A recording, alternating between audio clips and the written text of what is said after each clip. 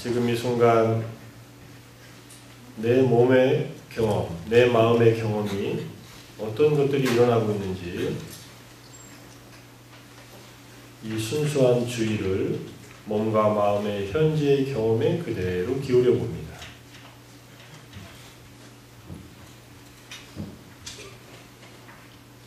지금 내 몸에서는 어떤 경험이 일어나고 있는지, 어떤 감각이 느껴지고 있는지, 그와 함께 내 마음은 지금 어떤 상태에 있는지, 몸과 마음에 있는 그대로의 경험을 그 어떤 판단과 평가도 하지 않고 있는 그대로 수용의 태도로 알아차려 봅니다.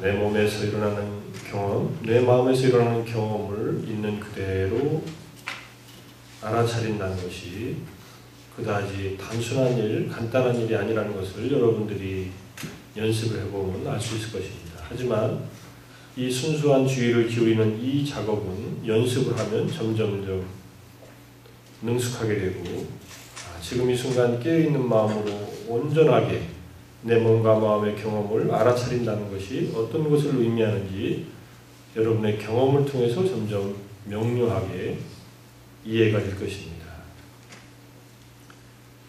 자, 그리고 나서 지금 이 순간 내 호흡에 동반돼서 일어나는 몸의 경험, 그 중에 코끝이나 또는 복부의 움직임에 둘 중에 한 군데 더 분명하게 현재 느껴지는 곳에 주의를 두고 한 1, 2분 정도 마음 챙김을 이어가 봅니다. 자, 지금 이렇게 시작할 때 내가 한순간도 놓치지 않고 내 피부의 코끝에 피부의 감각을 알아차리겠다. 또는 호흡에 동반돼서 움직이는 복부를 계속 마음 챙겨서 알아차리겠다. 이런 마음을 딱 갖고서 한번 시작을 해봅니다. 자, 코끝에 공기가 들어가고 나갈 때 부딪히는 피부의 감각, 또는 숨을 들어마실 때 불러오고 숨을 내쉴 때 꺼지는 복부의 움직임을 더 선명한 그 부분을 하나를 선택을 해서 계속 알아차림을 이어가 봅니다.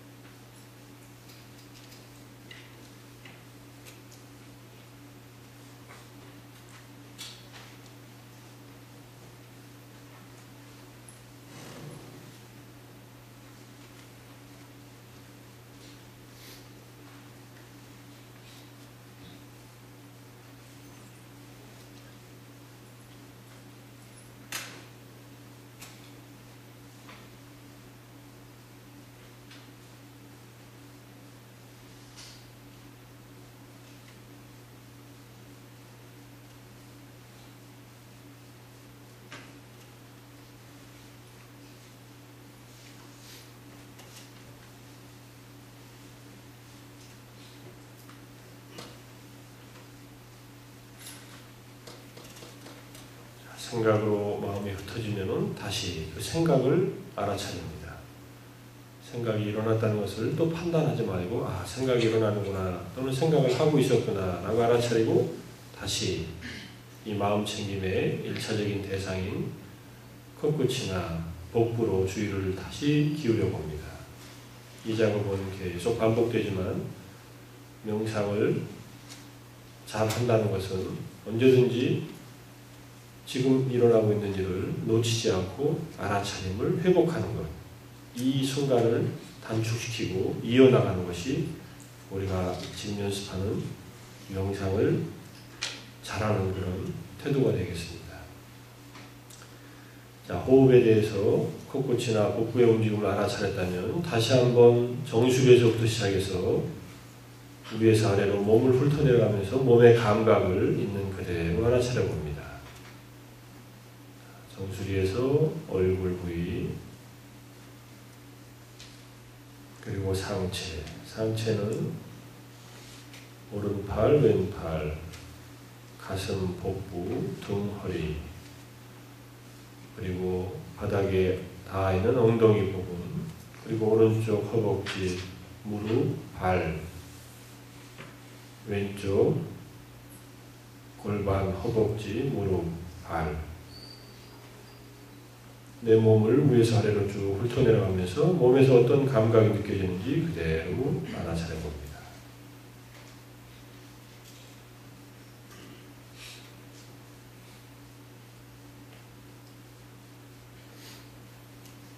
자, 나의 주의를 온전히 개방시켜 놓고 다시 한번 이 몸과 마음에서 어떤 경험이 일어나는지 특별한 대상을 선택하지 말고 있는 그대로 일어나는 경험들을 순수하게 주의를 기울여서 알아차림을 한번 적용해 봅시다. 어떠한 경험이라도 내 몸에서, 내 마음에서 일어나는 어떤 경험이라도 가장 두드러진 경험을 그 순간순간, 일어나는 순간에 알아차린다. 이런 태도로 마음을 열고 주의를 기울여서 몸과 마음의 경험을 있는 그대로 다시 알아차려 봅니다.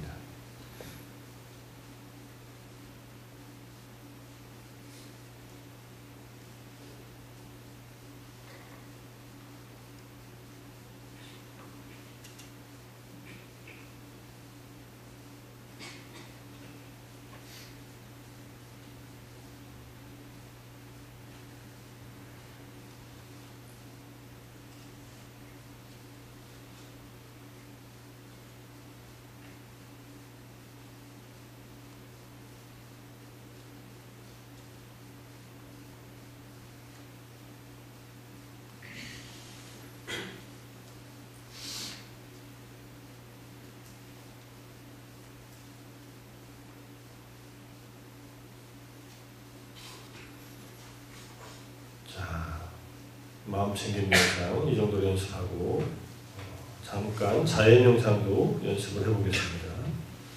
자연 명상은 용서의 문구에 따라서 용서의 마음부터 함께 일으켜보겠습니다. 자, 내가 일러주는 이 용서의 문구를 잘 들으면서 그 내용을 마음속으로 깊이 음미하면서 같이 한번 용서의 마음을 일으켜보도록 하겠습니다. 만일 내가 다른 사람에게 몸으로, 입으로, 생각으로 잘못을 행했다면 내가 평화롭고 행복하게 살 수 있도록 용서받기를 원합니다. 또한 누군가가 나에게 몸으로, 입으로, 생각으로 잘못을 행했다면 그들이 평화롭고 행복하게 살 수 있도록 나는 용서합니다.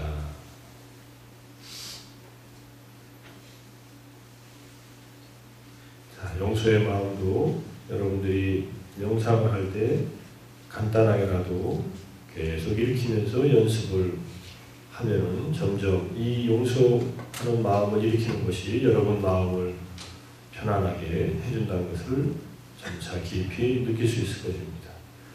자, 다음에 나 자신을 향한 자의 명상, 나 자신을 사랑하고 돌보고 나에게 친절한 마음을 일으키는 자의 명상을 잠시 연습을 해보겠습니다. 자, 내가 나에게 소중하고 사랑스러운 존재이구나 라는 것을 내 인생의 좋은 경험, 내가 가지고 있는 장점, 내가 경험했던 행복했던 일들, 열심히 살아온 점 등을 생각하면서 마음속으로 일으켜봅니다. 자, 이런 내가 정말로 행복하고 평화롭고 잘 됐으면 좋겠다. 나를 감싸는 듯이 따뜻한 마음을 나를 향해서 일으켜봅니다. 자, 문구는 다음과 같이 마음속으로 반복해봅니다.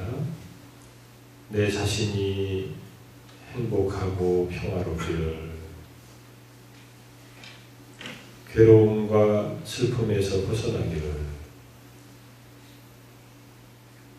내 자신이 진정으로 행복하고 평화롭기를 바랍니다.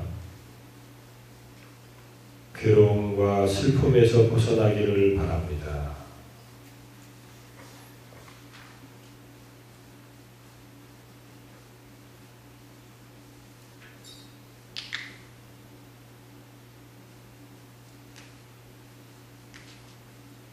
자, 다음에는 모든 살아있는 생명들을 향해서 이 자애의 마음을 펼쳐봅니다.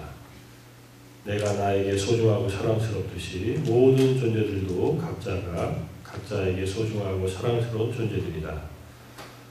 내가 나의 행복과 평화를 바라듯이 그들도 자신의 행복과 평화를 바라고 있다. 생각한 다음에 자, 이제 조건 없이 또 한계 없이 그 모든 생명들의 행복을 진정으로 기원하는 바라는 마음을 일으켜보자 생각하고, 자, 자애의 문구를 다음과 같이 마음속으로 반복하면서 온 우주에 존재하는 모든 생명들을 향한 이 조건 없는 사랑과 친절의 마음을 일으켜봅니다.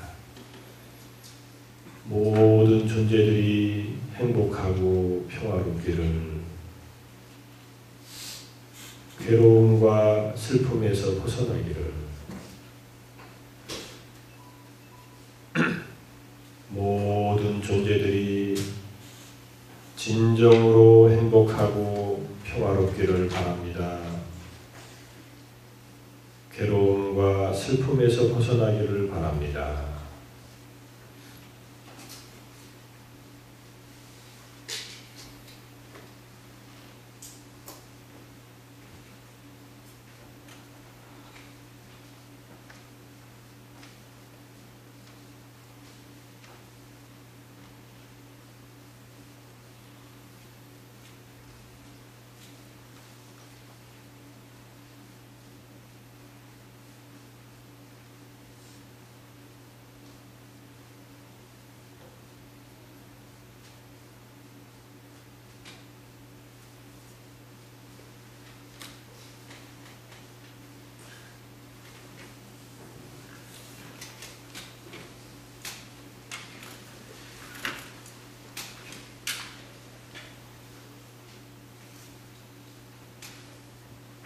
다음에는 여러분들이 존경하거나 또는 고마운 분 또는 사랑하는 분 중에 한 사람이나 한 단체의 구성원을 선택을 해서 자의 마음을 일으켜보겠습니다.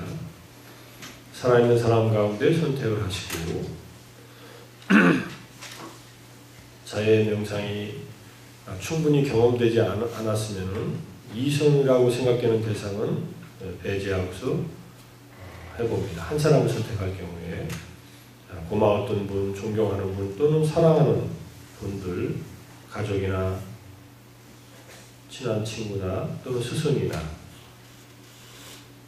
여러분들 마음속에 떠오르는 또는 여러분들이 선택한 사람들을 향해서 자의 마음을 일으켜봅니다.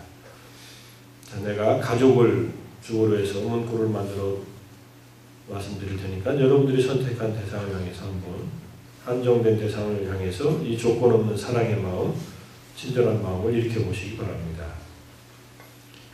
내 가족이 행복하고 평화롭기를, 괴로움과 슬픔에서 벗어나기를, 내 가족이 진정으로 행복하고 평화롭기를 바랍니다.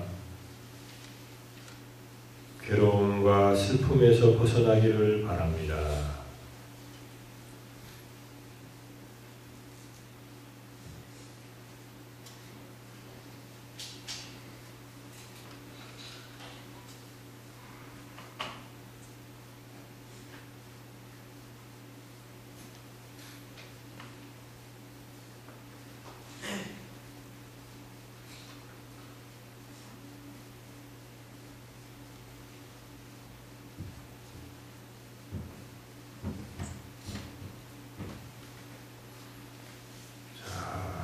영상 이걸로 그만하겠습니다.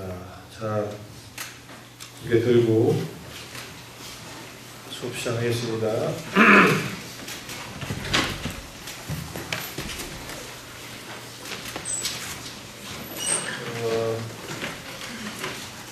수업 시작하기 전에 다음 주에 중간고사를 볼 거고요. 그 다음 주 16일인데 여러분들하고 같이 사찰 체험을 하고 싶은데 우리 인원이 다 갈 수 있는 사찰이 서울시에는 없습니다. 그래서 수업 시간에 관악산 입구에서 만나가지고 절로 올라온 성주사라는 절이 있대요. 가까운데 우리 학교 뒤에는 자원암이라는 절이 있고 관악산 입구에서 밖에 등산로를 따라 올라오면 성주사라는 절이 있는데 성주사에서 한 1시간 반에서 길면 2시간 12시 정도까지 수업을 하고 아마 명상체험이나 뭐 이런 것들을 주로 하고 그 다음에 여러분들과 함께 점심을 얻어먹고 저녁이 아니라 절에서 밥을 준다고 하니까 점심을 얻어먹고 내려오면 어떨까 하는데 어떻게 생각해요? 날이 안 추웠으면 좋겠는데 이번 주 일요일날 비 오고 날이 급격히 추워질지 더 따뜻해질지 모르겠어요. 그래서 그렇게 한번 하면 괜찮겠죠? 네.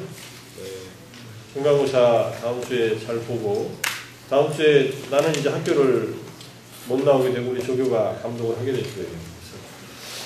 그래서 또 한 가지 여러분들 중에 다음 주에 중간고사 때 학교 면접이나 입사 면접하고 겹친 학생 손으로 봐요. 뒤에 1명, 2명. 학교에 몇 시까지 올 수 있어요? 학교에 못 와요? 다음 주에? 오전에 면접 있을 거 아니에요? 하루 종일 있어요? 오후에 올 수 있어요? 저 뒤에 있는 학생. 또? 아직 면접 일정이 금요일날 볼지 토요일날 볼지 아직 몰라요? 오후에 안 보면은 내가 이 수업이 시험을 다음 주에 11시부터 12시까지 본다고 했으니까 그거 끝난 다음에 바로 세 사람 우리 조교하고 연락해서 만나가지고 철학과 사무실 가서 보든지 저쪽 가서 보면 어떨까 싶어요. 문제는 다른 문제가 나올 수 있습니다. 같은 문제가 나와도 준비할 시간이 별로 없겠지만 이렇게 이해하고 여러분들 문제 궁금하지요? 그냥 공부한 데서 나오다 이렇게 생각하면 돼요. 예상 문제는 줄 수 있는데 예상 문제대로 나오기는 어려울 수도 있어요. 기출 문제는 내가 줄게요. 지난 학기, 작년 뭐 이렇게 해가지고 어떤 문제 유형이 나오는가 하는 것은 내가 ETL에다가 오늘 중으로 올릴 테니까 이런 유형으로 문제가 나오는구나. 심각하네 이렇게 생각하고 일주일 동안 열심히 공부했으면 모르겠습니다. 네.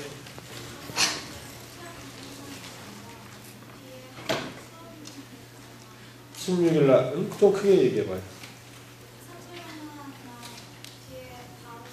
수업 있으니까 12시에 끝나면 여기 학교에 오는데 30분 안 걸려요? 옆이야, 옆에. 우리 학교에 딸린 절같이 옆에 있는 서울대학교 옆에 있는. 지난 여름 계절학기 때는 요 뒤에 연주하고 올라갔어요. 뻘뻘거리고 그냥 비만면서 올라가가지고 고생 많이 했는데 이번에는 관악산 로또 타고서 중간이니까 장소 잘 모르지요? 저기 학교 입구에서부터 시작해서 등산로 타고 올라갔다고 했는데 내가 그 장소하고 주소는 다시 ETL에다가 공지할 테니까 나도 사실 안 가보고 사진만 봤어요. 주지스님 만나가지고 허락받고 스님이 점심 해주겠다고 하니까 아마 참가 인원을 아마 100명, 150명 정도 생각해가지고 밥 해주려고 아마 모사님이 고생하실 텐데 밥 한 그릇 얻어먹고 내려옵시다. 자, 그럼 오늘은 이 얘기부터 시작한 다음에 그 다음 괴로움의 소멸, 괴로움의 소멸이 이르는 길까지 가야 되니까 갈 길이 좀 멉니다. 사실은 이거 지난 시간에 시간이 없어도 간단하게 설명하고 끝냈어야 여러분들 세 번째 토론에 괴로움의 원인, 그다음 괴로움에 대해서 조금 이해하는 데 도움이 되지 않았을까 싶은데 시간이 부족한 관계로 못했습니다. 에로스적인 사랑의 여러 가지 얼굴, 처음에는 에로스 없었어요. 사랑의 여러 가지 얼굴 했다가 내용을 보니까 이거는 남녀 간의 사랑의 얘기니까 지금 설명드리는 내용은 이 철학 상담소라는 책에 있는 내용입니다. 175에서 181쪽에 철학 상담이라는 부분은 사실은 옛날엔 철학자들이 상담가였어요. 그죠?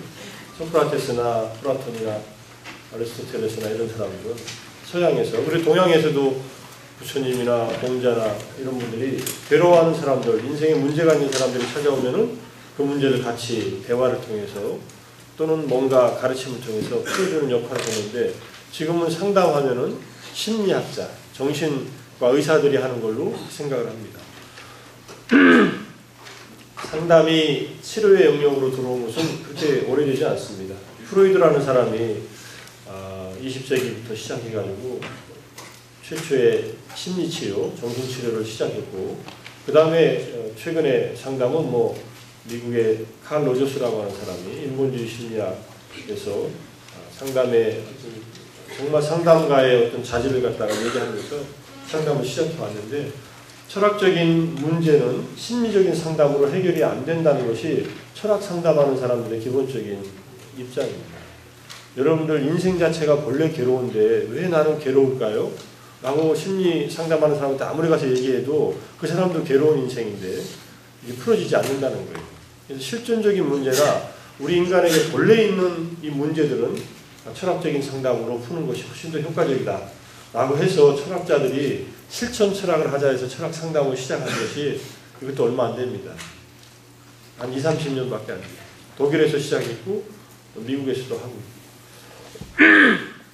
한국에서는 철학 상담 학회라는 것이 한국 철학회 내 지부로서 만들어져서 활동을 하고 있는데 아직은 뭐 시작하는 분야니까 그 중에 이 책이 여러분들한테 뭐 도움이 될 것 같아서 소개를 하면서 이 책의 다양한 인생의 문제들을 상담을 하고 있는데 그 중에 사랑의 문제가 우리가 그 괴로움의 발생에서 가래 중에 첫 번째 가래가 감각적 욕망에 대한 가래잖아요.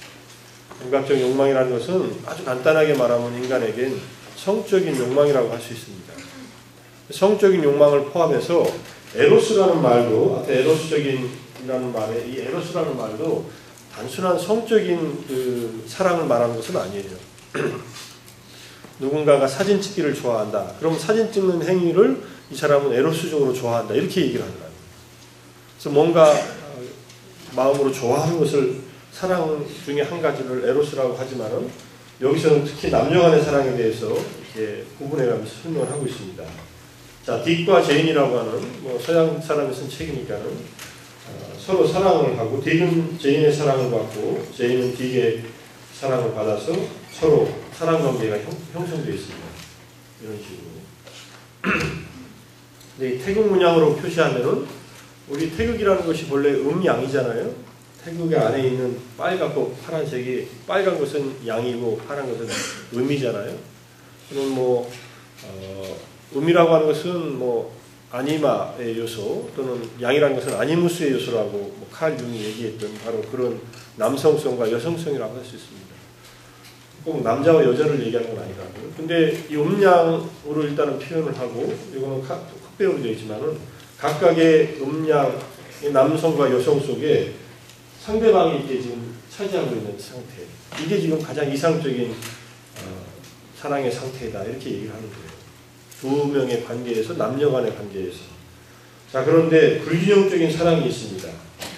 자, 이 경우에는 제인이 흰색이라고 하고, 제인 속에는 딕이 들어와 있지만, 딕 속에는 제인이 전혀 없어요. 그런데도 관계를 하고 있어요. 이러면은 사랑의 불균형이 일어나서 어려움을 겪는다. 이럴 때 누가 어렵겠어요? 제인이 손해보겠죠? 손해보다가 힘들겠죠?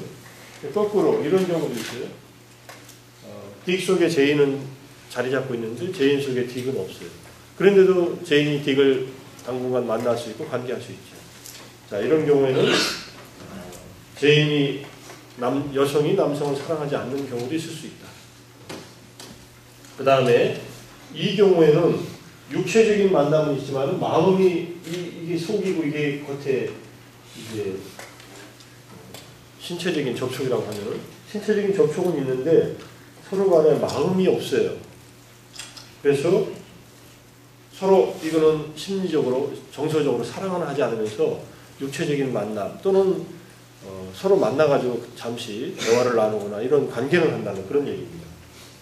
이런 관계의 만남도 있을 수 있죠. 남녀 간의 만남이에요, 이거는. 자, 그 다음에 투자 불균형은 이런 경우가 있습니다. 자, 죄인 속에 딕은 이만큼 차지하고 있어요.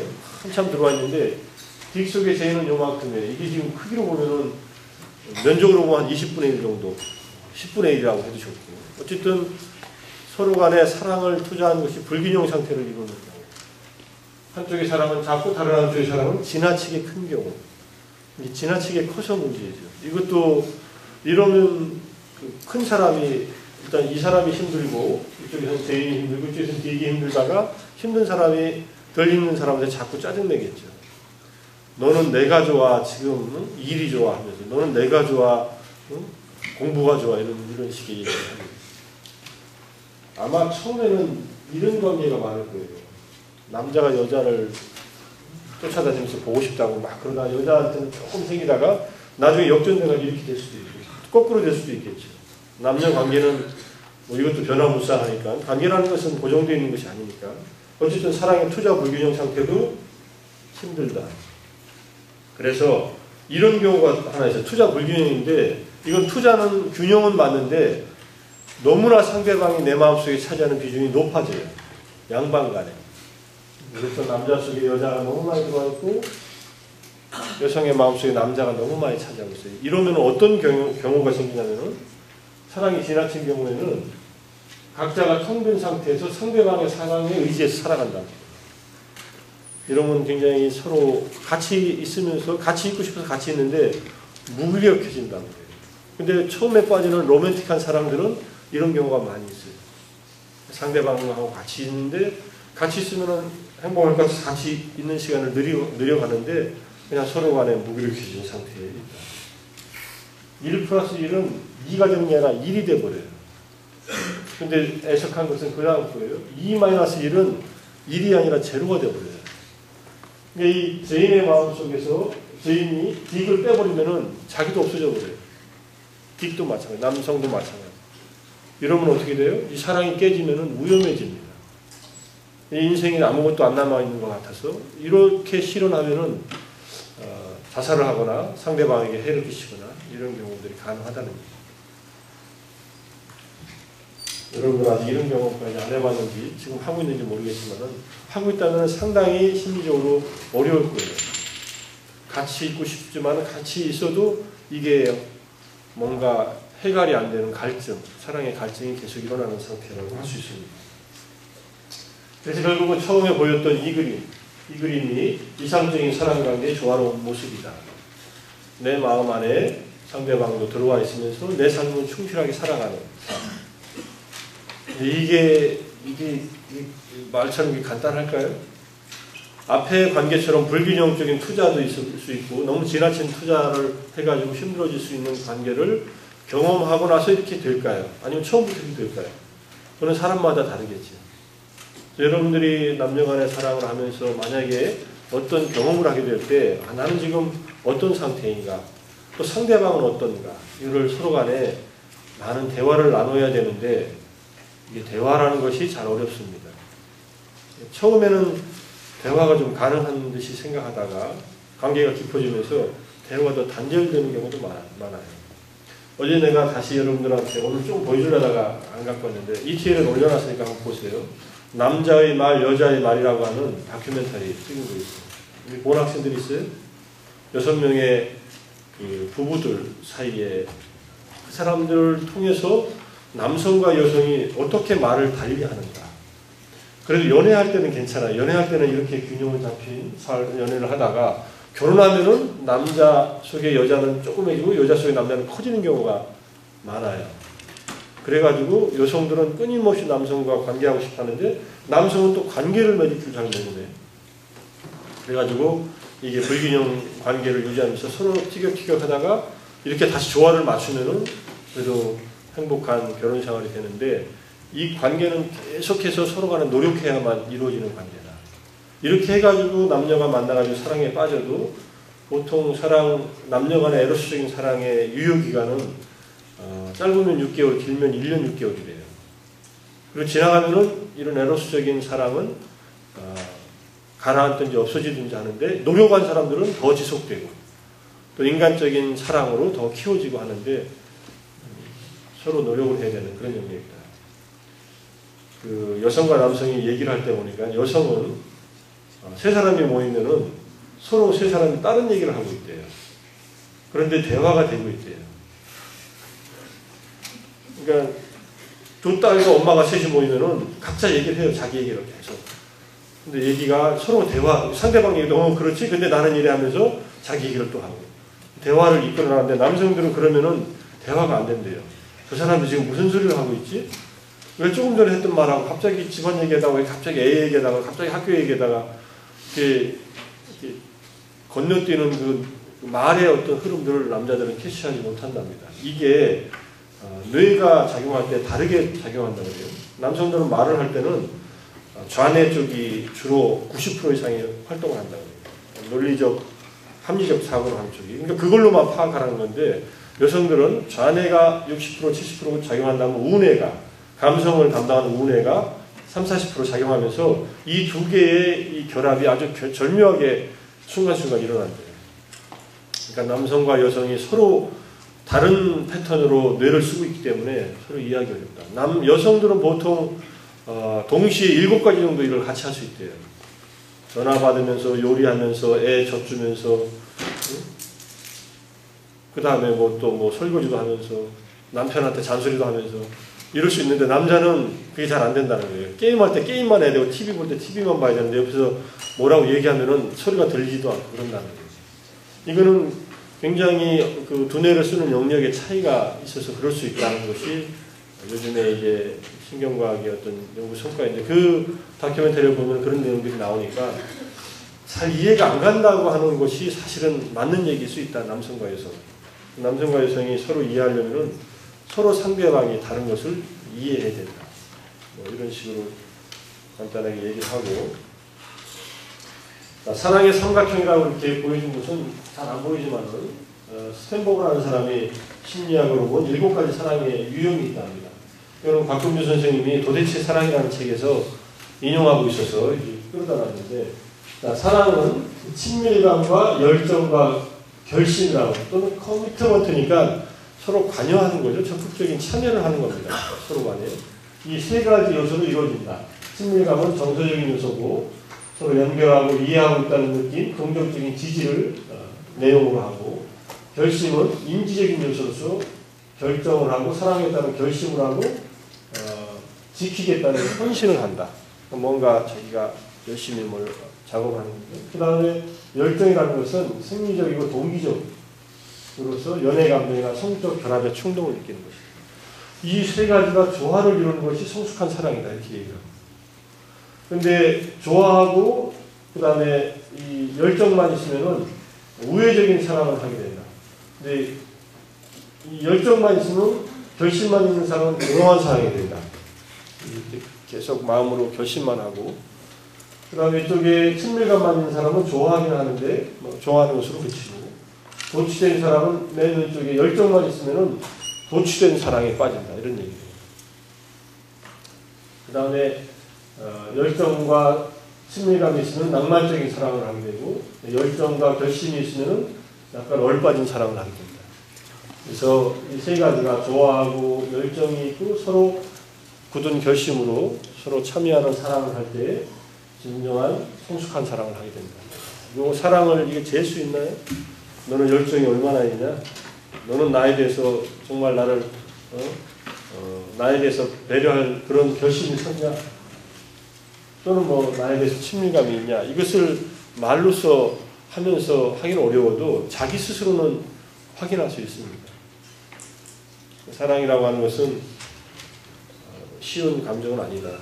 최근에 그 피에타인가? 김기덕 감독의 피에타 본 학생이 있어요? 피에타를 봤더니 결국은 난 이번 영화는 보면서 왜 이렇게 엉성할까? 어떻게 저런 게 베니스에서 상을 받아? 이 김기덕 감독을 욕하는 게 아니에요.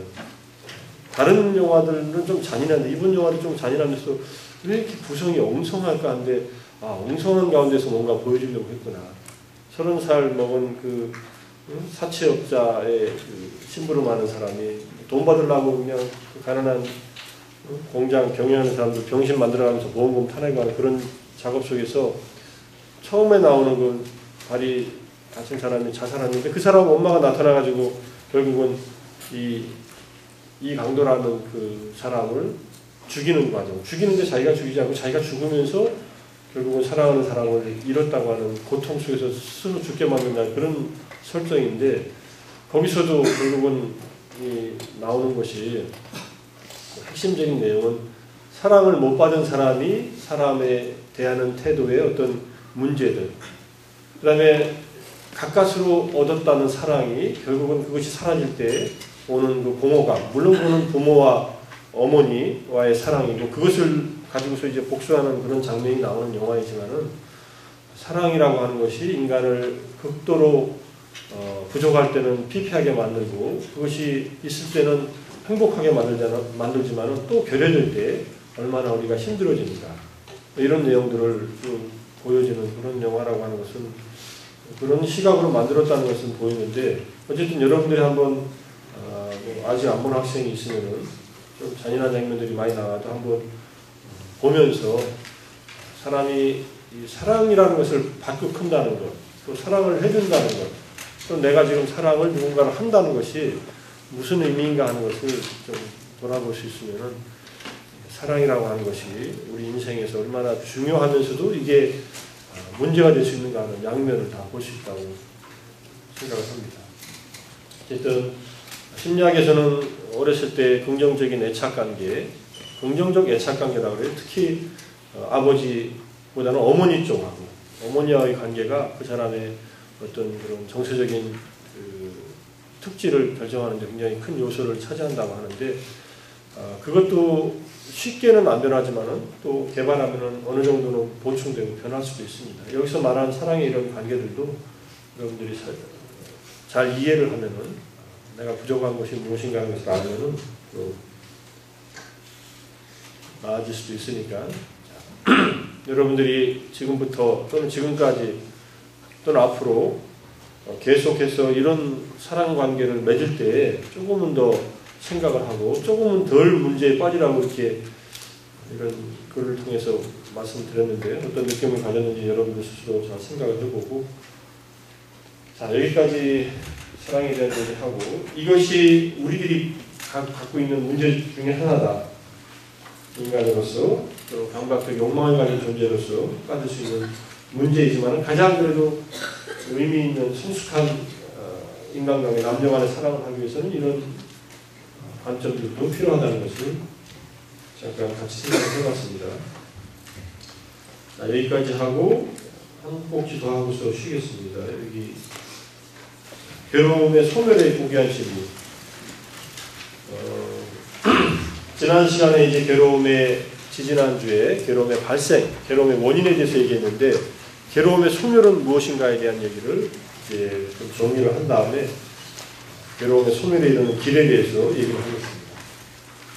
자, 괴로움의 소멸, 탐욕을 버림, 가래에 남겨오는 소멸, 떠남, 완전한 파기, 해탈, 무기착, 다 이게 여러 가지 각도에서 괴로움이 소멸된 상태, 열반을 경험한 상태를 설명한 겁니다.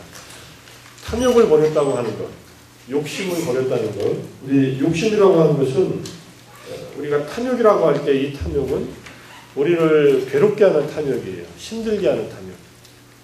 그러니까 적절한 그 욕구를 충족시키기 위한 그 생존에 필요한 욕구를 충족시키기 위한 그런 행동들이 아니라 지나친 그런 욕망들을 말합니다. 또 한 가지는 내가 얻을 수 없는 것을 추구하는 것 또는 내가 노력하지 않고 대가를 바라는 것 이런 것들이 탐욕에 해당한다고 할 수 있습니다. 근데 이게 이제 괴로움의 소멸이라니까 모든 욕심을 버리는 것이 불교의 가치입니다. 이렇게 이해할 수도 있는 면도 있지만은 그 욕심 자체가 가져다 주는 부작용 때문에 욕심을 버리라는 거지 모든 욕심을 버리는 것은 아니다. 이런 그 약간의 그 딜레마 같은 게 있어요. 욕심을 버리려면은 욕심을 가져야 되지 않느냐. 그렇게 생각이 들지 않아요? 욕심을 버리려고 하는 욕심은 있어야 되죠. 그죠? 욕심을 버리려고 하는데 그냥 욕심이 버려지나요? 이게 거의 뭐 유전자적으로 새겨진 이 욕망을 어떻게 버려요? 그 욕망에는 여러 가지 가래에 세 가지가 있다고 지난 시간에 감각적 쾌락을 추구하는 가래와 좀 더 행복해지려는 가래 또는 그 행복을 계속 유지하려는 가래 그 다음에 비존재에 대한 가래 이제 삶이 너무 고통스러우니까 죽어버리려는 가래를 비존재에 대한 가래라고 합니다. 죽음에 대한 가래, 파괴에 대한 가래도 우리에게는 있을 수 있다. 이 세 가지는 전부 고통을 초래한다. 그 세 가지 가래를 완전히 없애는 것을 이제 괴로움의 소멸이라고 하는데, 그러니까 괴로움의 원인을 없애는 것이 괴로움의 소멸이지, 괴로움 자체인 이 몸과 마음을 확대해가지고 몸과 마음의 어떤 소멸을 바라는 것이 아니다. 이게 중요한 시점이에요. 이게 자연학교와 불교하고가 갈라지는 가장 큰 포인트일 수도 있습니다. 결과로서의 이 몸과 마음은 그냥 그대로 인정을 합니다. 그것이 좀 잘났던 못났던 조금 더 뭐 섬세하든 조금 더 둔하든 이것은 그냥 그대로 인정을 합니다. 그걸 인정을 안 하면은 굉장히 우리는 내가 주어진 환경에 여러 가지 문제점들을 끄집어내갖고 힘들게 돼요. 그래서 그거는 인정을 하는데 그 다음 단계에서는 그럼 이 삶을 어떻게 봐야 되는가? 이 삶에서 일어나는 이 가래들을 정말로 나의 행복을 위해서 이게 필요한 것인가 하는 것을 깊게 성찰하지 않으면 끊임없이 감각적인 것에 끌려가든지 조금 맛본 행복에 계속 끌려가든지 아니면 삶이 실패했을 때 어려움에 도달했을 때 부딪혔을 때 역경에 부딪혔을 때 그냥 이 삶을 종결시켜버리고자 하는 그런 존재하고자 하지 않는 그러니까 죽음에 대한 그런 가래가 일어날 수 있다. 어떤 가래든 다 괴로움을 초래한다는 것을 이해하고 그 원인을 제거하는 것이 괴로움의 소멸이다. 이렇게 보는 거예요. 원인을 제거하는 것이 결과를 다스리는 길이지 이미 일어난 결과는 수용의 태도로 받아들인다. 이렇게 보는 거예요. 원인을 제거하려면 노력을 해야 된다. 그게 우리가 이제 다음에 8종교에서 배워야 될 내용이지만 자, 이 가래는 그러면 어디서 소멸하느냐 하면은 이런 내용이 글이 있습니다. 땅에서 넘어진 사람은 땅에서 일어나라. 땅을 여의고 일어나기를 바라는 것은 옳지 않다. 이게 이제 보조국사 진울 스님이 여러분들 보조국사 진울 스님 들어봤죠? 국사 여러분들 공부했을 거 아니에요. 13세기에 고려시대에 승단의 어떤 기풍이 문란한 시대에 청정한 정의 결사운동을 일으켜서 지금 순천 송강사에서 스님들과 일반 제가자들이 수천 명이 모여서 같이 수행을 중심으로 한 공동체를 만들었던 분입니다. 저분이 번수 정의 결사문이라는 것을 32살인가 33살에 썼어요. 저걸 쓰고서 바로 송강사로 간 건 아닙니다. 저걸 쓰고서 이렇게 우리 같이 수행하자 이렇게 제안을 해놓고 당신 혼자서 수행을 좀 더 하다가 나중에 한 40 정도 돼가지고 송강사로 들어왔는데 거기에 제일 먼저 이 말이 나옵니다. 내가 공경하는 마음으로 들으니 그러니까 우리의 선배들의 말을 내가 좀 이렇게 살펴보니까 사람이 인지도자 땅에서 넘어진 자는 인지기라 땅으로 인해서 일어난다. 여러분들 땅에서 넘어졌는데 물에서 일어날 수 있어요?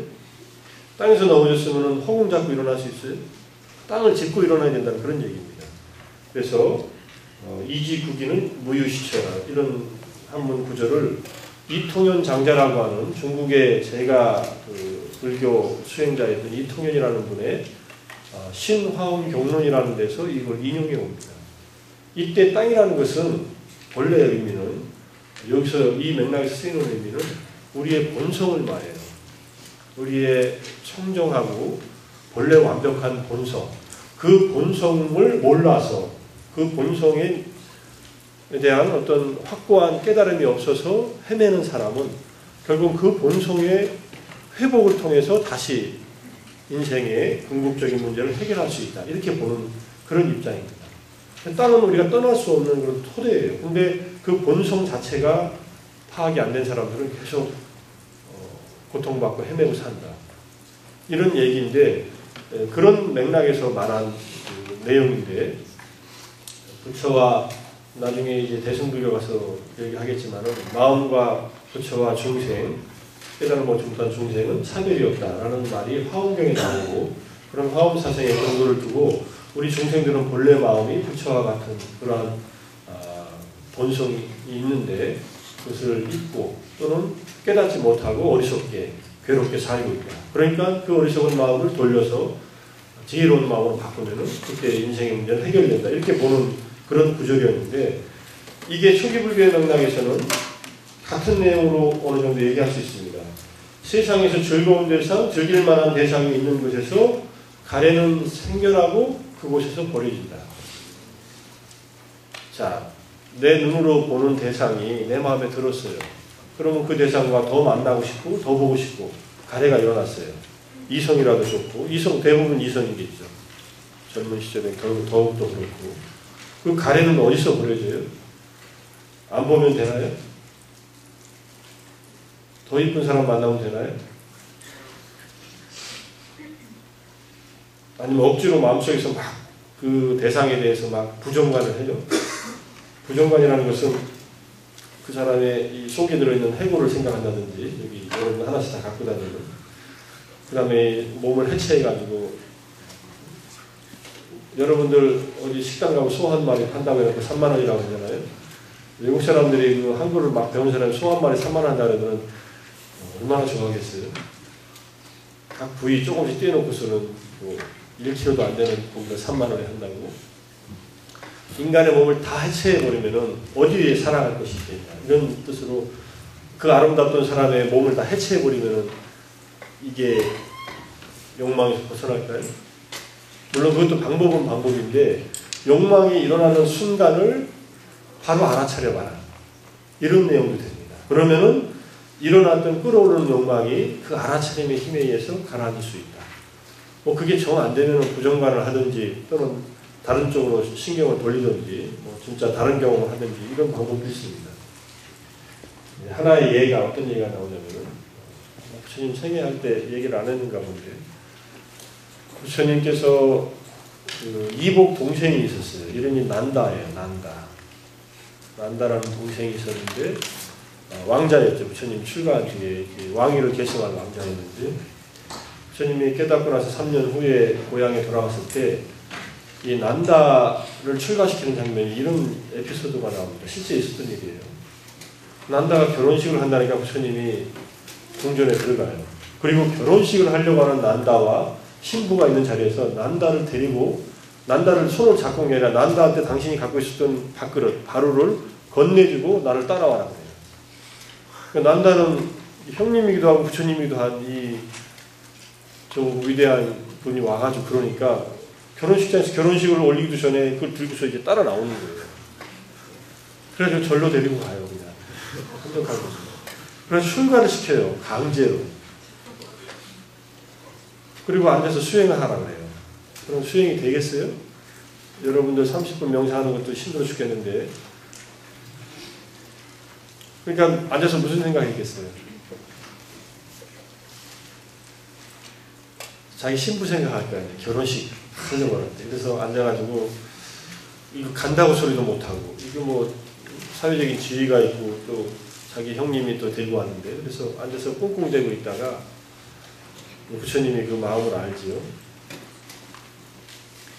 별소리 안 합니다. 난다야 나랑 같이 어디 좀 가자 했더니 어디로 들고 가냐면 숲속으로 데리고 갑니다. 그러니까 원숭이들의 무리를 쭉 보여줍니다. 원숭이들도 암컷과 수컷이 있잖아요.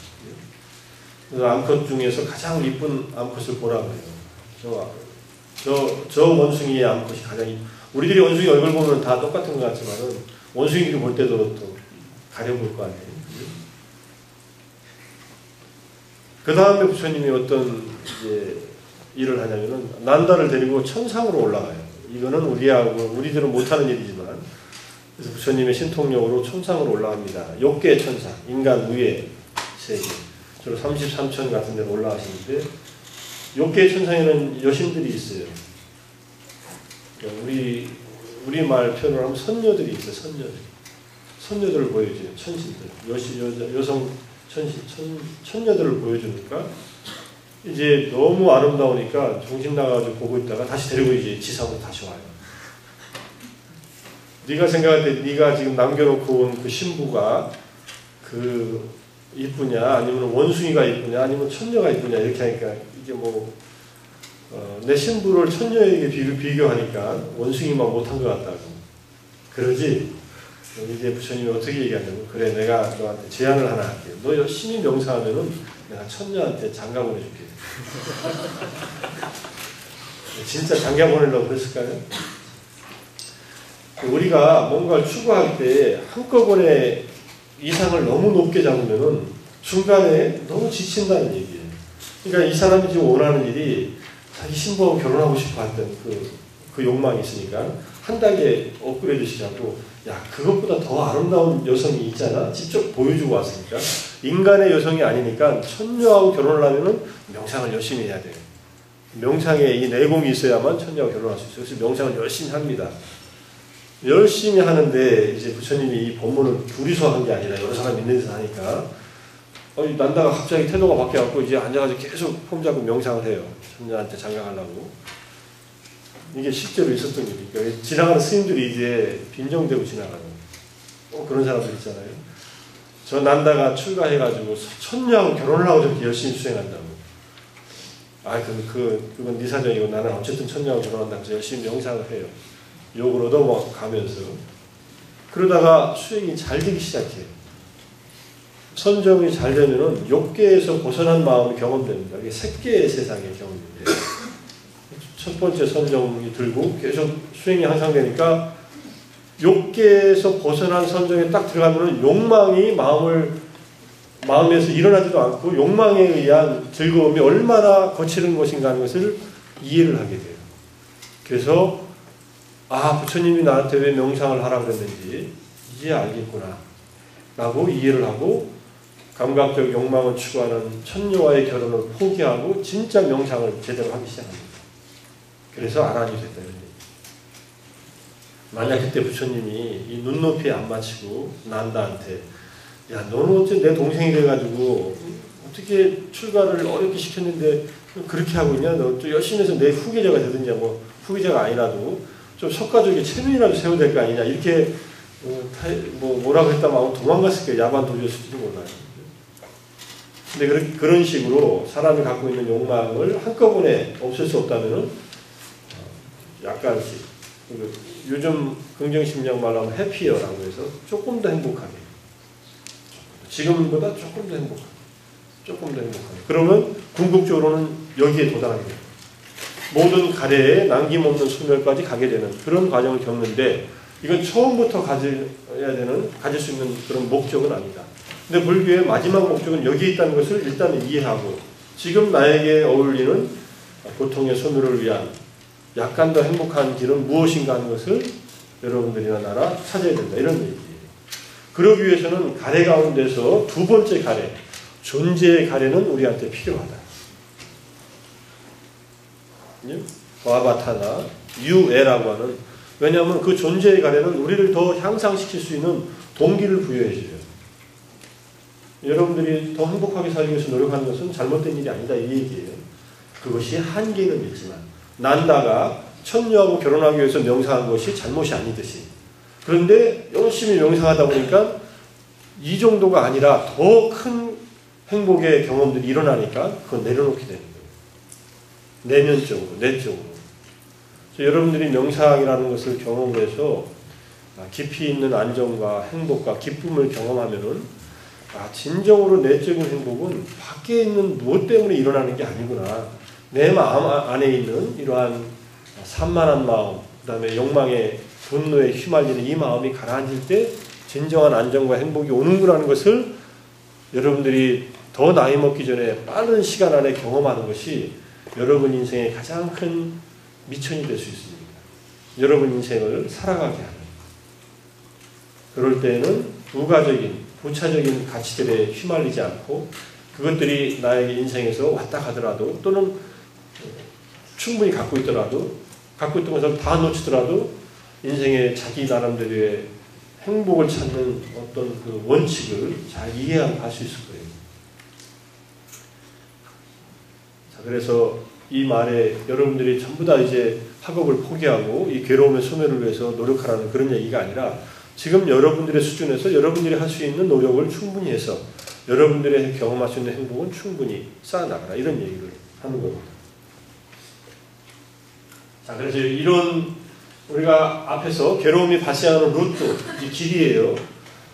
눈으로, 눈, 귀, 코, 혀, 몸, 마음이라는 6가지 감각기관으로 대상을 접할 때마다 가래가 일어나고 즐길 만한 대상, 즐거운 대상을 향해서, 그런데 일어난 가래가 그 순간에 알아차리면 내려놔집니다.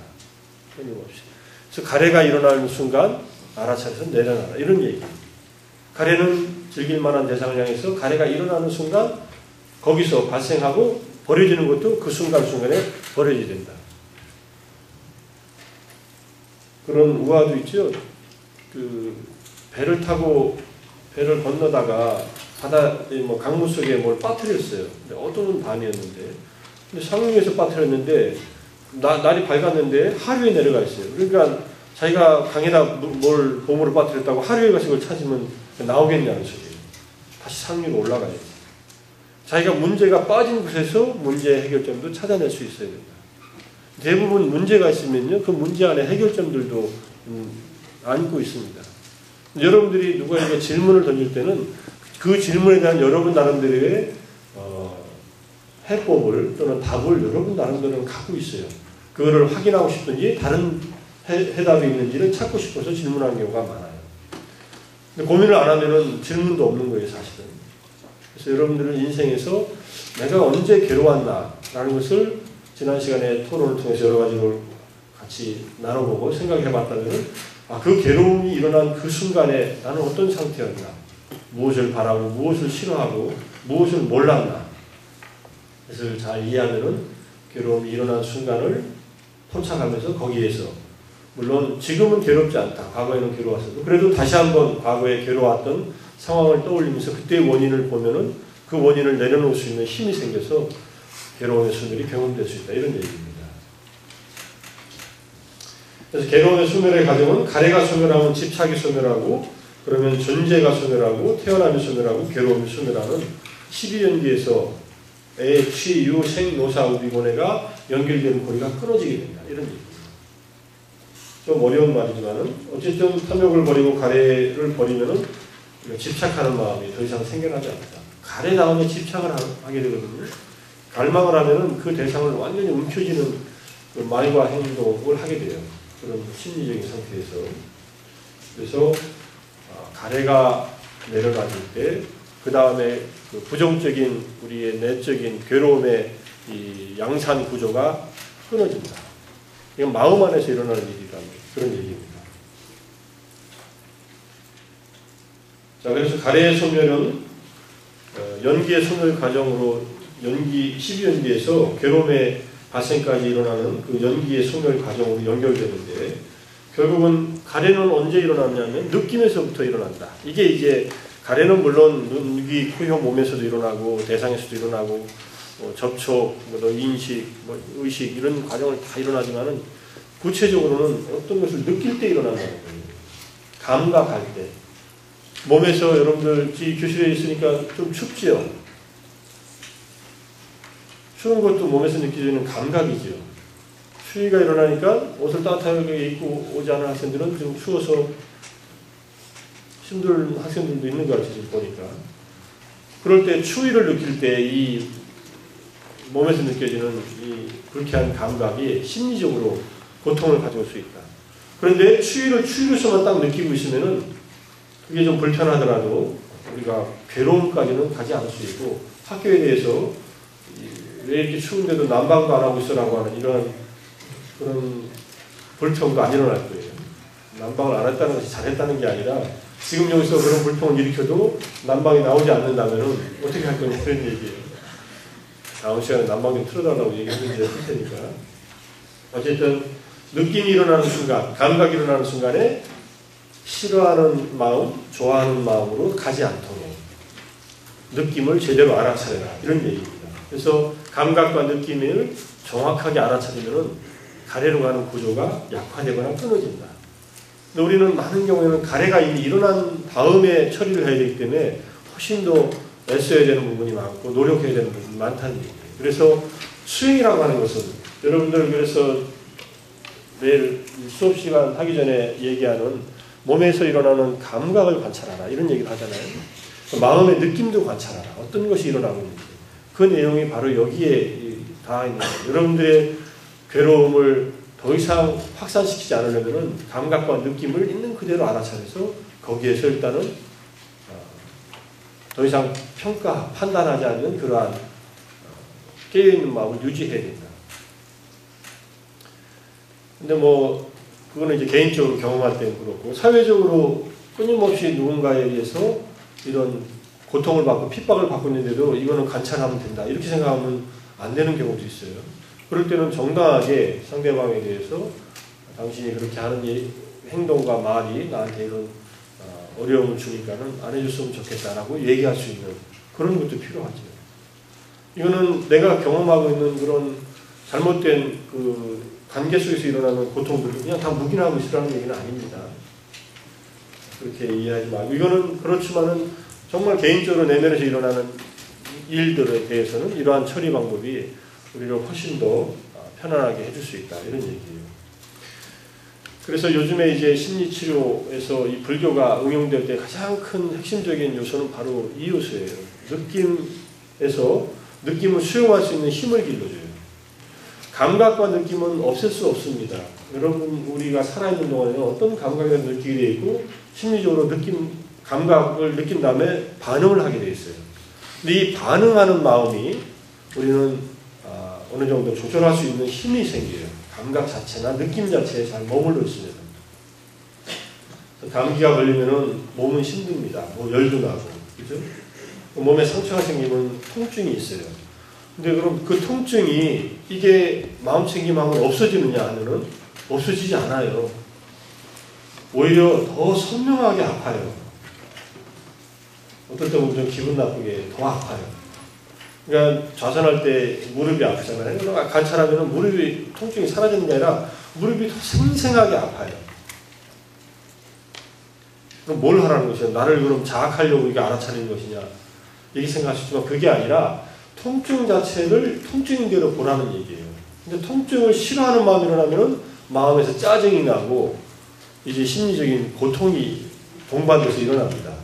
이걸 불교에서는 두 번째 화살이라고 해요.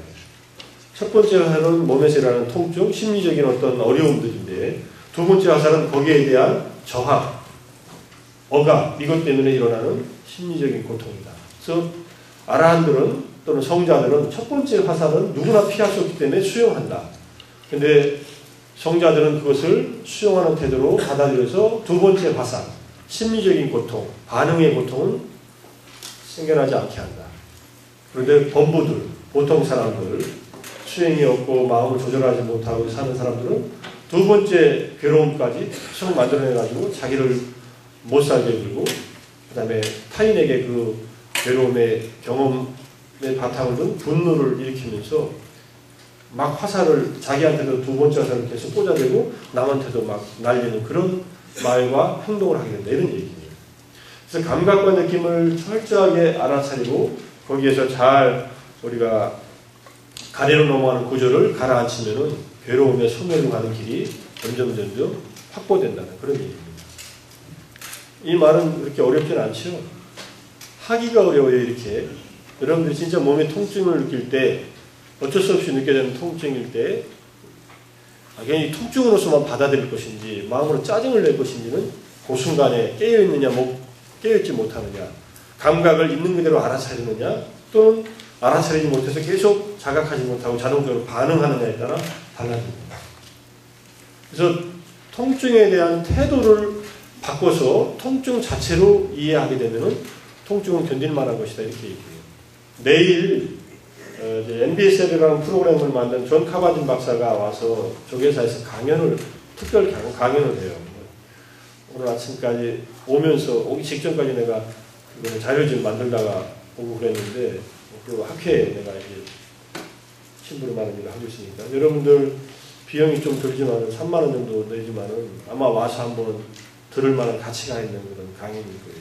학생들은 좀 3만 원 가치는 있습니다. 나는 재작년에 그분 7박 8일 워크샵 미국 가느라고 워크샵 참석비 1,500불, 숙식비 500불, 그래서 거기다 낸 돈만 2,000불 냈고 미국까지 가는 비행기가 한 3,000원, 500불 썼을 거예요. 7박 8일 공부하고 온다고.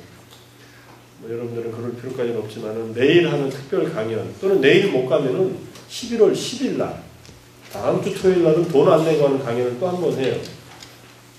마포에 있는 불교방송국에서. 그래서 내일 못 오는 학생들은 11월 10일 날 거기라도 참석해가지고 한번 들어봐요. 그분이 엊그제 그 기자회견할 때 옆에 같이 있었는데 암 환자들을 대상으로 치료하는 얘기를 하더라고요.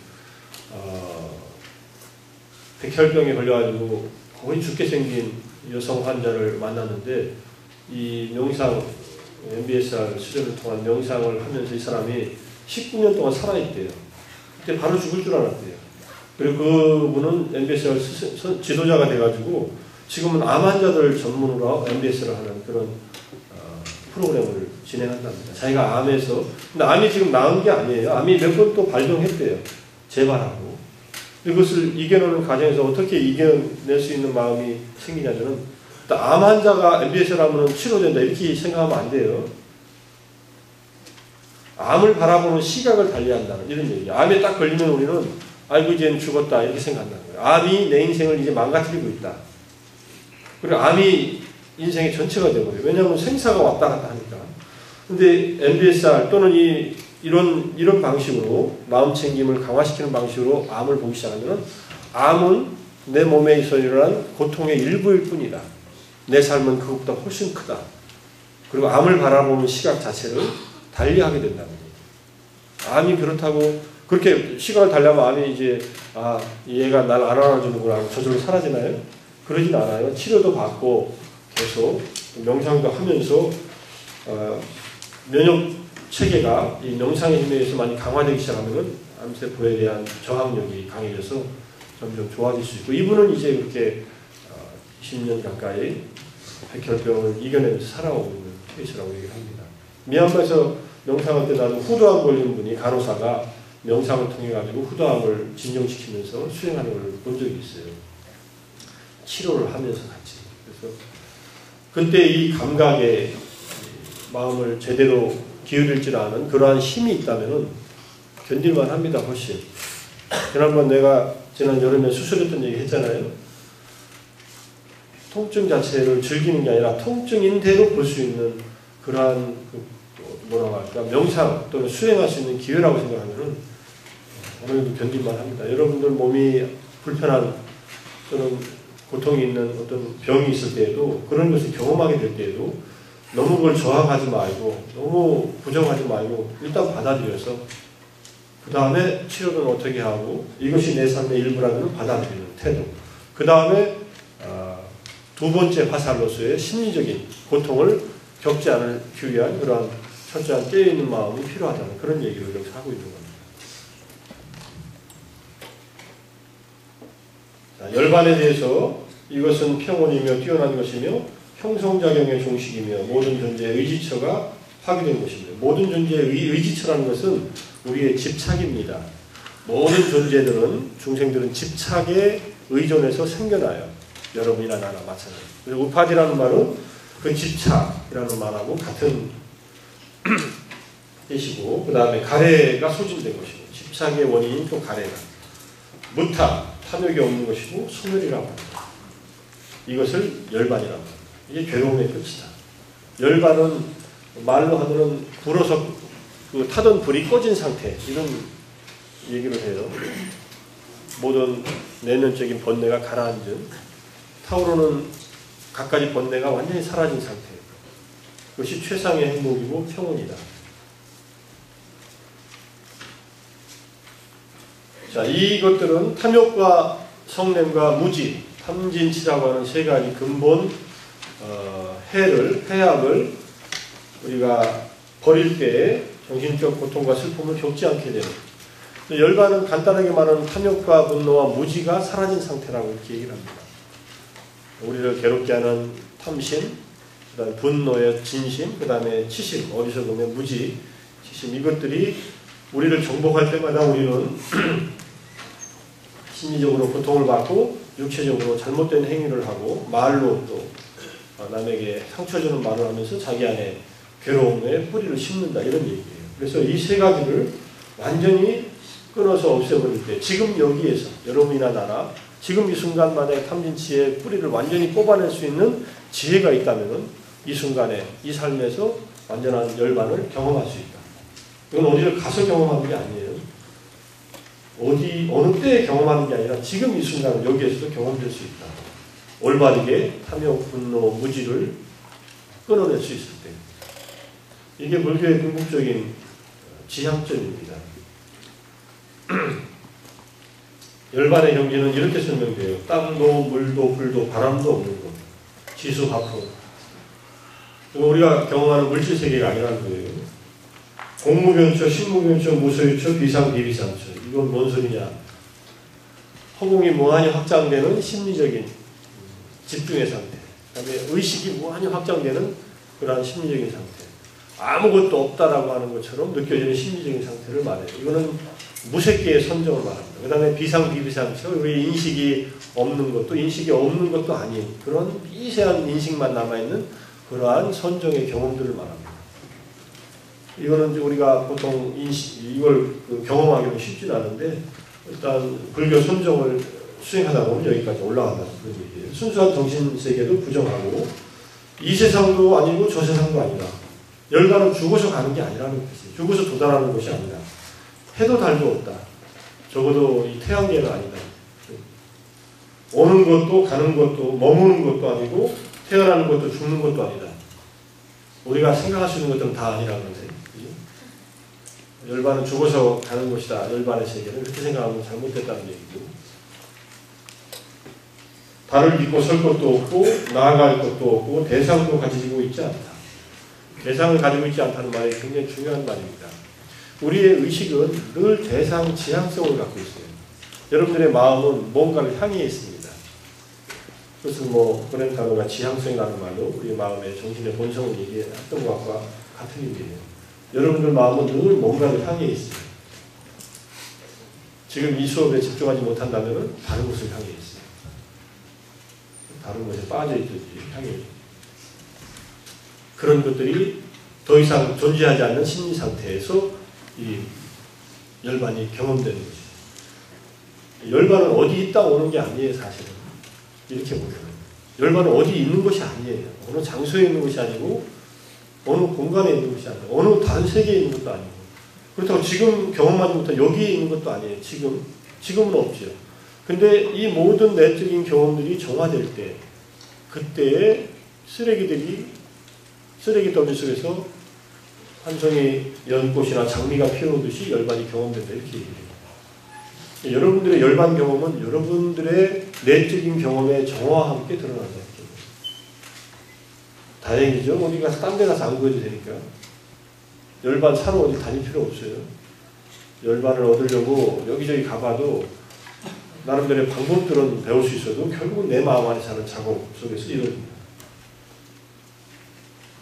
이 내용은 더 태어나지 않은 것, 생겨나지 않은 것, 만들어지지 않은 것, 형성되어지지 않은 것으로서의 열반이라는 상태가 있다. 이렇게 얘기합니다. 열반을 가장 적극적으로 설명하는 방식입니다. 태어나지 않고, 만들어지지 않고, 생겨나지 않고, 형성되지 않고. 근데 우리는 이런 것을 경험해 본 적이 없고, 우리는 늘 태어난 것, 생겨난 것, 만들어진 것, 형성된 것 속에서만 삽니다. 그게 유의, 재행의 세계예요. 재행 무상할 때 모든 것은 무상하다. 열반은 그렇지 않다. 만약 이런 열반이 없다면 어떻게 우리가 열반이 아닌 이 현상 세계, 이 조건에 의해서 만들어진 세계에서 벗어날 수가 있겠느냐 이런 얘기예요. 우리가 이 방만 존재한다 하면 이 방이 아닌 세계로 어떻게 나갈 수 있느냐 이런 얘기와 똑같아요. 우리가 경험하고 사는 모든 세계는 태어난 것, 생겨난 것, 만들어진 것, 형성된 것이다. 근데 그것이 아닌 그러한 상태로서 열반이 있지 않다면 이 한계에서 어떻게 벗어날 수 있느냐 이렇게 얘기하는 거예요. 그러한 열반의 경지는 있다라고 아주 강하게 주장하는 우다나의 말씀입니다.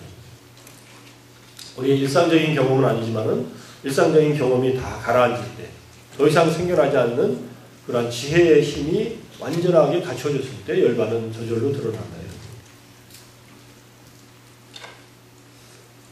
자, 아라한과 열반. 아라한의 상태는 바르게 해탈하여 평온한 마음으로 살아가는 수행자. 아라한은 의존할 것도 해야 할 것도 없다. 아무것도 의존하지 않는 아주 이걸 이제 독존의 상태, 스스로 완벽하게 존재하는 상태, 온전한 존재의 상태가 회복된다는 그런 말이 되고요.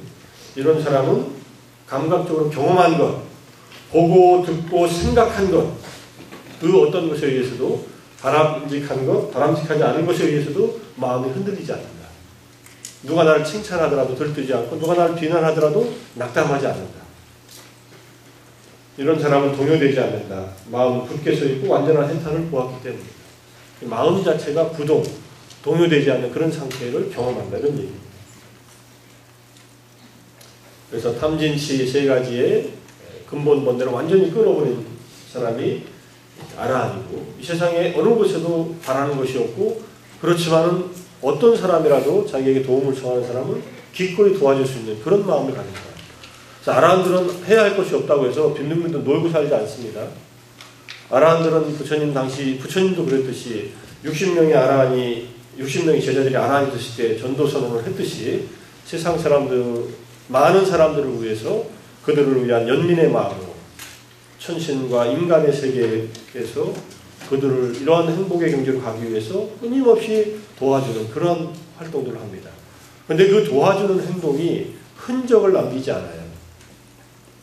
찌꺼기를 남기지 않아요. 내가 했다라고 이렇게 티끌을 남기지 않고 그냥 하고 지나가버려요. 마치 허공을 나는 새가 자취를 남기지 않고 날아가듯이. 근데 지상을 걸어가는 동물들은, 인간들은 발자국을 남기거든요. 하잖아요. 이들은 발자국을 남기지 않아요. 그래서 마음에 찌꺼기가 안 남아요. 선행을 늘 하는데도. 이게 아라한들의 삶입니다. 아라한들은 늘 남을 도와주는데 그것이 업으로서도 남질 않아요. 선한 행위만 있어요. 그런 인생이 가능하다면 여러분들 살만하겠죠, 그죠? 이런 거 들으면은 저건 내 얘기가 아니야. 뭐 그런 사람들이 있겠지. 부처님이나 그 훌륭한 아라한들이 하는데 이제 내 인생은 난 지금 취직해야 되고 당장 이 학점 잘 받아야 되고 다음 주에 시험 잘 봐야 되고 계속 이런 생각이 머릿속에 떠오를 거 아니에요, 그죠? 이런 얘기하면 그런 것에 대해서 조금 벗어나라는 그런 얘기예요. 이건 너무 높은 이상이니까 다음 주에 열심히 공부해서 일단 시험을 잘 봐야 되고 열심히 학업을 마치고 여러 가지 준비를 해야 되겠지만은 인생이 추구하는 가치가 지금 내가 눈앞에 닥친 처리해야 될 문제를 넘어선, 그걸 넘어서면 또 산 넘어 산, 강 건너 강입니다. 여러분의 인생은 쉽게 딱 흘려되는 그런 삶은 없어요. 그러니까 아예 겹겹이 있을 것이라고 그냥 아예 가정을 하고 사는 것과 야 이거 끝나면 없겠지 이렇게 생각하고 살면은 인생은 점점점 할 일이 많아지고 능력이 있으면 더 많아지고, 그죠? 능력이 없는 사람은 할 일이 없어져서 괴롭고 능력이 있는 사람은 할 일이 많아져서 괴로운데 최대한 자기의 노력으로 일을 처리하면서 자기를 위해서 또 남들을 위해서 이렇게 세상에 아무것도 바라는 것도 없지만 세상을 위해서 뭔가를 열심히 해줄 수 있는 이런 삶을 가능하게 산다면 여러분 인생은 여러분을 위해서도 좋을 거고 수많은 사람들을 위해서 이익이 되는 삶을 살 것이다. 이렇게 보면 아라한의 삶이 세속의 삶에 어떤 주는 교훈이라고 할 수 있을 겁니다. 자, 아라한에는 다음과 같은 번뇌가 없다. 이게 줄줄이 이제 10가지가 나옵니다. 야, 이거 시험 문제나 뭐 이거 어떻게 쓰지? 아라한에게는 어떤 번뇌가 없을까요? 첫 번째, 이 몸과 마음에 대해서 나라는 생각이 없다. 유신견이 없다. 두 번째, 그죠? 회의적인 의심이 없다. 뭐에 대해서? 불법성 삼부와 계에 대해서. 세 번째, 계금치견. 어떤 습성적인 행동이나 금지 조항에 의해서 그걸 집착하면 해탈을 얻을 수 있다는 그런 집착에서 벗어나 있다. 그다음 감각적인 쾌락이 없고 분노가 없다. 이게 우리를 욕망의 세계에 붙들어내는 5개의 번뇌입니다. 오하분견. 하분이라는 것은 아래 세계, 욕망의 세계. 그래서 1부터 3까지가 없어지면 수타원, 첫 번째 단계의 성자, 4, 5가 더 약화되면 사다함, 욕망의 세계, 수타원은 욕망의 세계에 최대한 8번 오지 않아요. 7번까지 왔다가 아란이 되는 것이고, 사다함은 한 번 돌아와 욕망의 세계, 인간이든 천상이든. 그 다음에 이 5가지가 다 끊어지면 아나함이 돼요. 이제 욕망의 세계는 더 이상 돌아오지 않는 불안의 아라한이 돼요. 돌아오지 않는다는 것은 욕망의 세계, 욕계의 세계에 더 이상 태어나지 않고 색계나 여기에서 색계에서 전부 아나함이 됩니다. 불안감을 가진 사람들은 이렇게 아나함이라고 되어 있죠. 아나함, 돌아오지 않는. 그 다음에 이 오상분별을 10가지 밑에 것까지 다 끊어버리면 색계에 대한 욕망, 무색계에 대한 욕망, 이게 존재에 대한 가래예요. 유애라고 할 때. 우리가 3가지 가래를 말할 때 유애는 색계, 무색계에 대한 갈망, 가래를 말하고, 암한심, 나라고 하는 생각, 아직 이것이 남아있고, 그 다음에 미세한 불안과 근본적인 무명, 완전한 열반을 얻지 못하면 무명이 아직 남아있습니다. 이 5가지가 완전히 끊어지면 아라한이 된다. 이런 얘기예요. 오하분별, 오상분별이라고 해서 아라한은 이 10가지 본능을 모두 없앤 존재이고, 다른 성인들, 4단계의 성인 중에서 수다원, 사다함, 아나함은 각각 이제 원내들을, 수다원의 경우는 지혜가 조금 더 좋아진 거예요. 첫 번째, 두 번째, 세 번째는 잘못된 견해하고 관계 있습니다. 유심견, 의심, 그 다음에 계금치견은 전부 다 잘못된 견해나 의심 때문에 생기는 거니까 그게 끊어져 버리면은 불법성 삼보와 계를 확고하게 지키게 된다. 믿음이 생기고, 수다원이 되는 데는 믿음으로 가는 길과 지혜로 가는 길 2길이 있다. 이렇게 얘기를 합니다. 수신행, 수법행 이렇게 한문으로 쓰는데, 믿음이 확고하게 강화되면은 이 첫 번째 3가지 잘못된 번뇌를 오하분결의 3가지가 끊어지고, 또는 자기가 지혜를 닦아서 스스로 이 몸과 마음의 무상고무화를 체득해가지고 경험하면은 또 이 3가지가 끊어져요.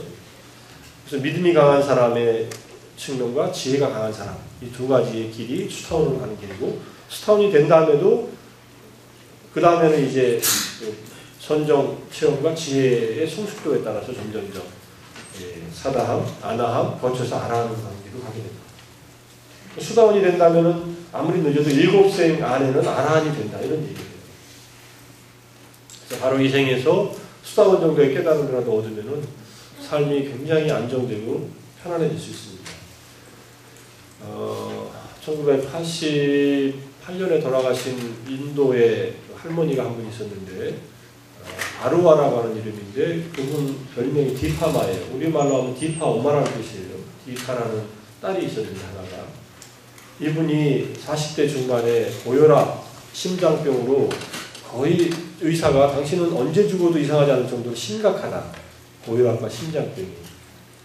조심하라. 계단도 못 올라갈 정도로 심각한 상태입니다. 이제 뭐 여러 가지 인생의 우여곡절이 있었지만 어렸을 때 10몇 살에 결혼해가지고 살다가 남편도 끔찍이 사랑했지만 인도 사람으로 이분이 불교 수행을 못해가지고 굉장히 어려워했어요. 수행을 못하는 거예요. 그때 미얀마에 살았는데 드디어 수행할 수 있는 기회가 왔어요. 남편이 죽었어요. 근데 애석하게도 딸을 하나 남겨놓고 죽였어요. 딸 낳기 전에 아들을 하나는 유산하고 하나는 조산하고 해서 아들이 둘 죽은 경우. 그래서 딸이 6살쯤 됐을 때 자기가 죽게 생겼으니까 이제 자기가 죽으면 딸도 못 돌볼 거 아니에요. 그러니까 재산을 어느 정도 정리해가지고 딸을 맡을 만한 사람한테 딸하고 재산을 이렇게 맡겨놓고 내가 혹시 수행하다가 수행을 안 해도 죽을 수 있으니까 마지막으로 수행이나 하고 죽자고 수행하러 갑니다. 마하시 수행센터로 들어가요. 내가 죽으면 아이 좀 보살펴달라고 재산을 정리하고 가가지고 처음에 한 40일, 한 50일 정도 명상을 해요. 굉장히 좋은 경험을 해요. 근데 깨달음을 얻지 못해요. 일단은 집으로 돌아와서 다시 아이를 돌보다가 다시 명상을 2번째에 가가지고 그 2번째 명상을 하다가 수타원의 깨달음을 얻습니다. 그분이, 그 여성은. 그것을 얻는 체험을 자기가 얘기한 내용이 있는데 수타원의 체험이 일어나는 바로 그 순간 심장병과 고혈압이 완전히 사라졌다 이렇게 얘기해요. 그래서 그분은 나중에 인도에 가서 명상을 가르치는 스승이 됐는데 명상을 가르친다고 센터를 낸 것도 아니고 자기 집 조그만 아파트에서 오는 사람들을 가르친 거예요. 그러니까 이 심장병 환자, 고혈압 환자들이 많이 왔다는 거예요. 이게 영험이 있다고 생각해서. 근데 뭐 그것은 부수적인 효과이고 많은 서양 사람들도 거기 가서 명상을 했고 그래서 이분의 명상 경험을 이제 책으로 써는 것도 있고 여러 가지가 있는데 죽을 때까지 자기 손자 돌보면서 그 이분을 이제 이분의 가르침을 받은 제자 중에 한 분이 잭 콘필드라는 분이 빨랫감 깨달은 후 빨랫감이라는 책을 썼어요. 런드리 애프터 엑스타시라는 책이 영어로. 깨달은 다음에 뭘 하고 사느냐? 구름 먹고 뭐 이렇게 이슬 먹고 뭐 이렇게 사느냐가 아니라 일상생활에서 빨래하고 밥하고 물 깃고 이러고 산다는 거예요. 아라한의 경지라는 것은 세상을 떠나 있는 거. 아니면 깨달음의 이런 상태를 얻은 사람들은 세상을 떠나 있는 게 아니다. 세상 속에서 평범하게 사는 것 같지만 그 안에서 그대로 사람들을 위해서 일상생활을 하고 산다. 그래서 그분의 삶을 보면서 그런 책 제목을 써서 여러 가르침들을 준 적이 있는데 이 디파마에라는 분은 붓다의 딸이라는 제목으로 우리말로 나왔는데 지금 절판되고 없어요. 영어로 된 책은 있습니다. 그래서 여러분들이 디파마라고 찾으면은 영어책을 볼 수 있을 거예요. D-I-P-A-M-A에서. 뭐 나도 디파마를 만난 적이 없고 디파마를 직접 사람들한테 배운 사람들이 만나서 얘기해보고 그 다음에 이분은 이제 아나함까지 갔다고 얘기를 해요. 마지막에는 뭐 그걸 로샤 테스트라고 하는 걸로 나름대로 본 연구 결과도 있습니다. 1984년도에 인도에 가서 서양의 심리학자들이 테스트한 것이 있는데 아직도 그분의 어떤 그 사랑과 지혜를 느끼고 산다. 거기 미국의 IMS라는 곳에 가면 그런 얘기를 해요. 사진도 걸려있지만 거기서 3개월 명상을 2번이나 치료했는데 어쨌든 우리가 수행을 하면은 이런 경지들을 제가자로서도 얻을 수 있고 마지막 아라한 경지는 이제 제가자로 얻고 나서 만약에 아라한이 되면은 그날로 출가를 하든지 그날로 이제 이 세상을 떠나든지 둘 중에 하나의 선택지가 있으니까 세상을 떠나고 싶지 않은 사람은 아나함에서 머물러 가지고 이 세상에서 충분히 행복하고 내 생에 새끼에 가서 행복할 수 있다. 거기서 아란이 돼가지고 오랫동안 아란으로 살 수 있는 분도 있습니다. 자, 두 가지 열반 마지막 장인데 번뇌를 완전히 소멸하는 것이 낄레사 파리니빠나 이것이 질적으로는 이 열반이 진정한 열반이에요. 번뇌를 완전히 소멸한. 근데 유여이라고 해서 유여라는 것은 이 몸과 마음이 아직 남아있는 거예요. 생명이. 과거 업의 결과로서의 몸, 신체가 아직 살아있는 동안에 경험하는 번뇌의 소멸을 이룬 열반은 유여의 열반. 부처님이 35 또는 36에 깨달았다고 할 때 그때 유여의 열반을 얻은 것이다. 그 다음에 마지막에 육체적인 죽음, 오온의 죽음이 경험될 때 오는 무여의 열반. 과거 업의 결과가 이제 생명을 다해서 죽음을 맞이할 때 경험하는 무여의 열반. 우리는 보통 부처님 열반에 들었다고 할 때는 두 번째를 말해요. 5가지 이 오온이 사라질 때 얻는 이 두 가지는 차이가 없다. 질적인 차이가 없지만은 살아있을 때 경험하는 유여의 열반을 경험해야만 마지막 오온의 생명이 끝날 때 무여의 열반도 경험되기 때문에 이때의 죽음은 오온의 단절을 의미하는 건 죽음의 의식이 아라한들에게는 없다고 해요. 나는 죽는다라는 생각 자체가 안 일어난다고 해요. 죽음의 경험은 있습니다. 부처님도 죽음의 경험을 겪는 과정이 대반열반경에 쭉 나오는데 어쨌든 이 유여의 열반과 무여의 열반의 두 가지 차이가 있다는 것을 잘 이해를 하고 인도 철학에서는 생해탈이라고 하는 말을 써요. 지반묵티라고 해서 지반묵타 또는 살아있으면서 생명이 있으면서 해탈한 사람. 그 다음에 죽으면서 이제 이 육체를 버리면서 얻는 해탈. 그래서 지반묵타 살아있으면서 해탈한 사람보다는 마지막 죽음을 얻을 때 해탈하는 것이 진짜 해탈이라고 주장하는 학파도 있는데 불교는 그렇지 않아요. 그래서 살아있을 때 경험하는 이 유여의 열반이 완성이다. 무여의 열반은 그냥 생명의 그래서 유여의 열반을 얻은 분들은 생명의 끝을 그냥 마치 과일이 익으면 떨어지면서 기다리듯이 그냥 기다리면서 경험한다. 이렇게 얘기합니다.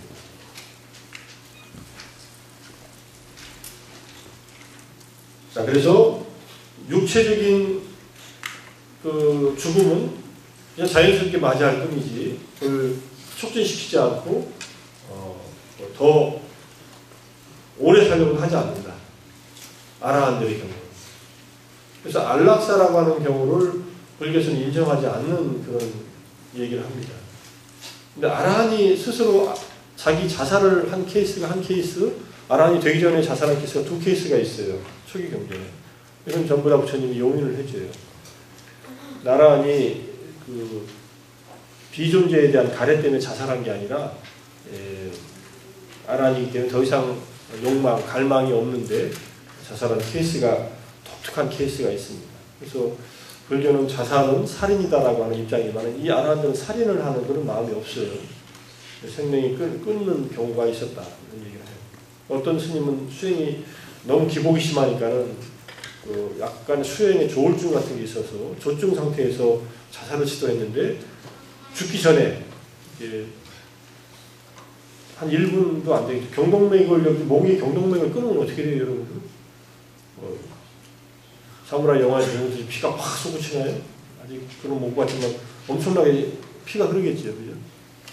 근데 그 과정에서 그렇다고 확 죽지는 않아요, 사람이. 그냥 칼에 찔르면은 그 순간에 딱 죽는 TV의 장면을 거의 다 보시고 사람은 쉽게 탁 죽지 않습니다. 심장을 갑자기 관통하거나 머리를 충격을 받아가고 뭐 그러지 않은 이상은 그냥 살아있어요. 통증을 경험하면서. 그 과정에서 아라한이 되는 케이스가 있었어요. 그러니까 그리고 나서는 이제 마지막 죽음의 순간에는 무효열반에 들어가고 유효열반을 경험하고 무효열반을 바로 경험하는 그런 케이스가 있었는데 어쨌든 육체의 죽음을 앞당기는 일은 아라한이 되지 못하고서는 전부 여러 가지 업을 짓게 되니까 아라한은 업을 짓지 않는 존재니까 그렇게 이해를 하고 안락사나 고의적인 자살은 더 심한 업을 짓는 것이다 이렇게 얘기합니다. 안락사를 시키는 사람도 살인이고 자기가 죽겠다고 마음먹은 사람도 살인이다. 그래서 최대한 치료를 하기 위해서 애를 쓰고 치료할 수 없는 경우에는 죽음을 받아들이면서 좋은 마음으로 편안하게 갈 수 있도록 마음의 준비를 하라 이런 얘기를 합니다. 자, 한 5분만 쉬겠습니다. 나중에 8 정도 또 부정을 합시다.